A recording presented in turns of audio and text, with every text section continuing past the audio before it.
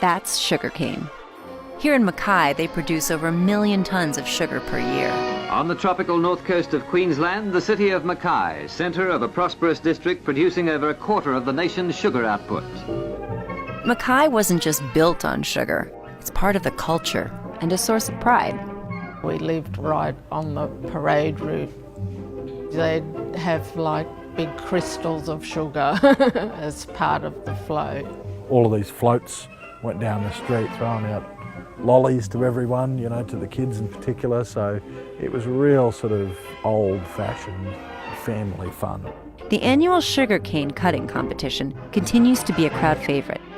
Kookaburra is a 5-time national champion. When I say kookaburra, well, they know who you're talking about. It was worshipped, basically, the sugar industry. They got a sugar sign on the roundabout on the way into Mackay. So Mackay likes sugar, but health experts say it's contributing to a national health crisis. Since 1990, the number of obese adults in Australia has tripled, and regional areas like Mackay are the heaviest. People have the right to choose what they want to choose in terms of what they eat. Government really should not be trying to dictate to people how to live their lives. That's George Christensen. He represents this region in the Australian Parliament. Yes, I'm probably outspoken. Some people say use the name Maverick. I hear the train a-coming, it's rolling round the bend. Despite its critics, sugar is a natural part of life. In moderation, it plays an important role. I've launched a campaign to get the British science fiction TV series Doctor Who Down Under. What do you reckon, Dazza? Exterminate! The sugar industry has also faced attacks, putting those 40,000 direct and indirect jobs associated with the sugar industry at risk, putting the livelihoods of those 6,000 cane growers. So this has been my home for nearly all my life. I was born here, I was raised here, and now I represent the area. My grandfather was a cane farmer. This is his farm right behind me, or was his farm. I don't remember ever being skinny, per se. I've always remembered myself as a bigger girl. When I was 14, I chose to undergo the bariatric sleeve gastrectomy.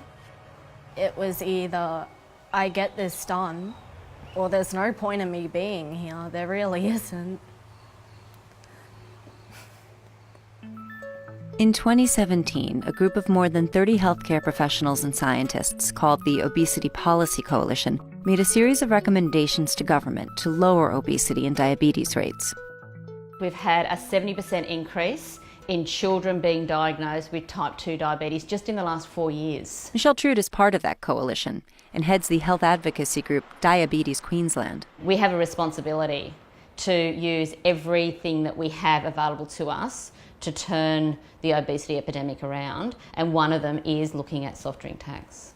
Make no bones about it, I'm opposed to a sugar tax because I think that it demonises a product that's a linchpin of this area that I live in.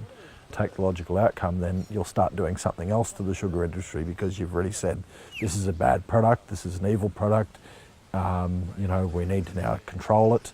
To be clear, the coalition has proposed a soft drink tax, not a sugar tax.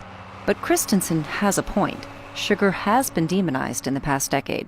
It's just as harmful and deadly as tobacco and alcohol. A new dietary villain. 9.5 teaspoons. 5.5 kilos. That's equal to 75 pounds of sugar a year. That's like eating Michael Cera's weight in sugar every single year. But in the 1950s and 60s, sugar was a part of Mackay culture and everyday life, and obesity wasn't. If you go back to Grandma's day, you might have had soft drink and cake when you had a birthday party or at Christmas. And even in my generation, soft drink was not in the fridge door every single week. I was gangly, and I've got to tell you, nearly every weekend, I was cutting a stalk of cane off and sitting there chewing it. Hello, sunshine, you're a natural part of life. Sugar. It's as natural as sunshine. Unfortunately, now we know too much sunshine is also bad for you. Of course, it's not just soft drinks and sugar making people fat. A lot has changed since then. People are less active. Fast food is everywhere. There are many contributing factors. But from the 1960s to the 1990s, soft drink consumption more than doubled in Australia. My shop's actually a shop for the local schools, so all the kids come down here to this shop. And yeah, we sell a lot of energy drinks and Coca-Cola to those kids. You know, if you want to buy products from people like Coca-Cola and what have you, then when they come out with new products, they expect you to put it in the fridge and push those products. Public health advocates argue that choices are heavily influenced by nonstop advertising, and among their recommendations is limiting commercials shown to children during peak TV hours. So many decisions that have helped people change behaviours has had leadership with government. So we've had smoking, we've had seatbelts. When it comes to diet and food and things that taste great, sometimes we actually need something there that makes us think twice about it. I don't think the role of government is at all to forbid people from doing ultimately what they want to do. You want to eat McDonald's every day? That's your choice. It's a bad choice, but you've made a choice. You know, I hate selling cigarettes and I don't like selling sugary drinks and food either, but it's what the people want. And, you know, you don't have a shop if you don't have Coca-Cola, and you don't have a shop if you don't have cigarettes. Unfortunately, that's the truth. Queensland politician George Christensen recently underwent a sleeve gastrectomy in Malaysia. Hi, George. Hi, how you going? Good to chew the fat. I had been thinking about bariatric surgery for well over a year, but I was too scared to do it. And I also thought people will think that that's cheating, I should try and do something myself. And you know, when I told that to other people, they sort of said to me, yeah, well, we didn't want to say anything to you, but you look pretty bad.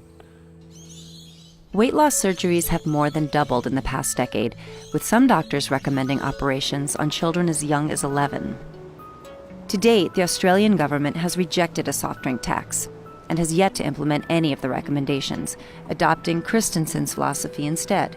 But defending the right to eat poorly comes at a cost, with an estimated $58 billion in annual healthcare costs related to obesity and diabetes. You can't ever enjoy a big meal again, mate. It just really limits what you eat. Anyway, one of the pleasures of life completely removed. Like Australia, the world is at an inflection point with an obesity crisis and is desperate for a solution. Can Australia lead the way? Or like most of the world, will they keep eating and ask questions later?